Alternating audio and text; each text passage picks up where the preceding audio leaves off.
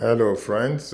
Compliments of the season. You're welcome to another episode of the Word of Encouragement. My name is Pastor Michael Oladejo, reaching you from RCCG Faith Chapel, Orleans, Ontario 3. We are continuing today with our series on the 7 major questions of life. And today we are looking at the third question. Why am I here? So if you are just joining, please go to our YouTube page, go through the first question. We answered the question of identity. Who are you? Last week we looked at the question of source. Where am I from?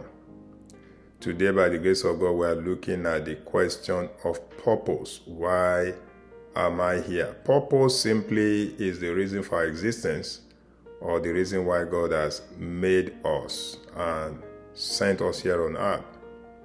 This is another question that anyone wishing to make impact in life must answer correctly.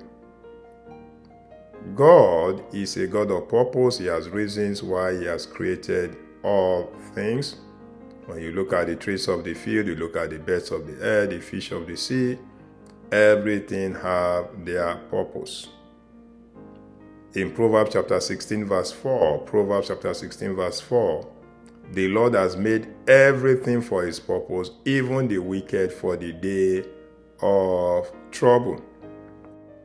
Therefore, for us to live impactful, fruitful, and fulfilling life here on earth, we must understand our purpose. It's like an inventor who invents a device or maybe an appliance or a robot. He has a desire in his heart, what he wants to achieve by inventing that particular device. So he's the best person, to tell us what the purpose of that device is. Same goes with God. He is our inventor, He's our creator.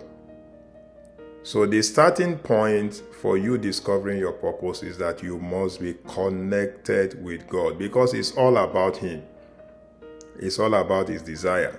You must be connected to God. And you must be connected to His manual for life. The same way you make the best use of an appliance by making sure you read the manual for that appliance. It's the same thing, you have to read the manual for life, which is the Bible, for you to be able to discover your purpose. For instance, you will discover from the manual that our foundational purpose here is to give God pleasure. We are created to give God pleasure. Revelation chapter 4 verse 11. Thou art worthy, O Lord, to receive glory and honor and power, for Thou hast created all things, and for Thy pleasure they are and were created. So the question is, how do I give God pleasure? Read the manual. It's in the manual. Let me give you 5 points quickly. Number 1, worship the Lord. All that we do to show our love to God, according to Matthew chapter 22, verses 37 to 40,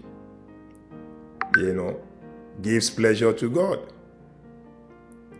Point number 2, you must enjoy fellowship with other believers of the family of God if you are going to give pleasure to God. Acts chapter 2 verses 41 to 42, Acts chapter 2 verse 46. In Acts chapter 2 verse 42, the Bible says, and they continued steadfastly in the apostles' doctrine and fellowship, and in breaking of bread, and in prayers. That's why belonging to a cell group is so vitally important. Number 3, you must be growing to becoming like Christ. Read Hebrews chapter 5 verse 12, Hebrews chapter 6 verse 1. One of the evidences of spiritual maturity is that you too grow to be able to disciple other people. Point number 4.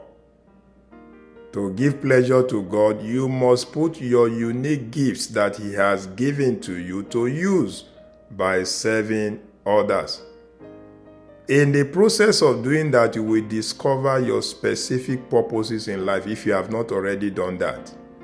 A very good example was Joseph. He kept on serving. He kept on putting his unique gifts to service, and ultimately he was able to discover his specific purpose to become a prime minister in Egypt. Same goes with Daniel. And lastly, you must tell others of His love. John chapter 15 verse 16, Proverbs 11:30. So the question is, are you living a life of purpose? Are you giving your Creator pleasure?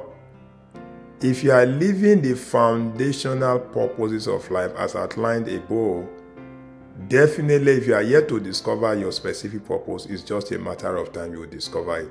God bless you. I'll see you again next week. Bye.